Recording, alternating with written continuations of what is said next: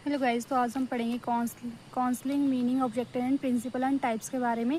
सबसे पहले तो इंट्रोडक्शन का मतलब ये है कि सलाहकार सेवाएं किसी भी व्यक्ति के बारे में जो जानकारी को इकट्ठा करना और इसी जानकारी के आधार पर क्या करना, व्यक्ति की अंतिम दृष्टि, सेल्फ एनालिसिस एंड डायरेक्शन में क्या करना, मदद करना। देन उसके बाद मीनिंग लैटिन भाषा से आया हुआ है, इसका मतलब काउंसलम टू कंस्ट्रक्ट करना, मीन्स की सलाह लेना।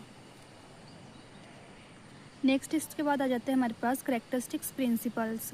एक्सेप्टेंस आ गया, मतलब काउंसलिंग में यही होता है, इसकी करेक्टरिस्टिक यही होती है कि एक्सेप्ट करना पड़ता है। एक्सेप्टेंस आ गया, एम्पैथी से काम करना पड़ता है। किसी भी बच्चे की हमने काउंसलिंग करनी है तो एम्पैथी, देन कंसिस्टेंसी होनी चाहिए उसमें, देन कम्युनिकेशन जो वो क्लियर होना चाहिए, नॉन जजमेंटल एटीट्यूड। मतलब जो भी काउंसलिंग कर रहा है, ठीक है, तो वो कोई भी काउंसलिंग के लिए मतलब काउंसलर के पास जा रहा है तो उसको जो है उस बच्चे को जज नहीं करना है, बच्चा या कोई भी हो, मतलब उसको जज नहीं करना, नॉन जजमेंटल एटीट्यूड होना चाहिए। उसकी ये उस काउंसलिंग की ये करेक्टरिस्टिक होती है। देन इंडिविजुअलिटी, मतलब हर एक बच्चे की नीड अलग होती है, ठीक है, तो उस हिसाब से जो है वो बच्चे की काउंसलिंग करनी है। मतलब पेशेंस लेवल बहुत ज़रूरी है। देन ऑनेस्टी, ईमानदारी होनी, जो भी मतलब है उसको बताना है। देन क्लैरिफिकेशन होनी चाहिए। ओके, देन उसके बाद आता है हमारे पास ऑब्जेक्टिव्स। तो ऑब्जेक्टिव्स में आ गए हमारे पास राइट एटीट्यूड। इसका ऑब्जेक्टिव यही रहता है कि राइट एटीट्यूड होना चाहिए। देन प्रॉब्लम सॉल्विंग स्किल, जो भी प्रॉब्लम्स है उसको क्या करना है, सॉल्व करना है। देन अवेयरनेस, उसका ऑब्जेक्टिव यही है कि अवेयरनेस फैलाना।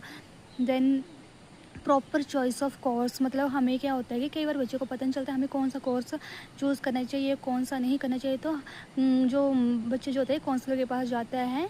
देन जो भी काउंसलर है उसको जो प्रॉपर चॉइस जो है वो कोर्स की जो बतानी चाहिए कि आप किस तरीके से कर सकते हो, क्या कर सकते हो, क्या नहीं, उसकी जो भी मतलब उसकी नीड्स, इंटरेस्ट वगैरह उस हिसाब से, ठीक है। देन उसका ऑब्जेक्टिव है गोल्स को क्या करना, अचीव करना। देन होलिस्टिक डेवलपमेंट करना, development of insight, reduce wastage and stagnation. इसका ऑब्जेक्टिव यही रहता है कि जो वेस्टेज है, स्टेगनेशन है, उसको क्या करना, कम करना। Stress and risk, then decision making. Then इसके बाद आता है हमारे पास टाइप्स।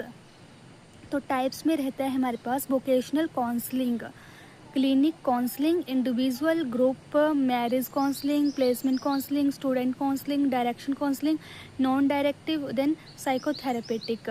तो इनको 1 बाय 1 जो है वो अपनी लैंग्वेज में जो आप डिस्क्राइब कर सकते हो। देन वोकेशनल, मतलब किसी भी सब्जेक्ट से रिलेटेड आ गई। क्लिनिक काउंसलिंग जैसे मेडिकल से रिलेटेड आ गए, इंडिविजुअल बच्चे की नीड, इंटरेस्ट के हिसाब से। देन ग्रुप काउंसलिंग भी कर सकते हैं हम, ठीक है।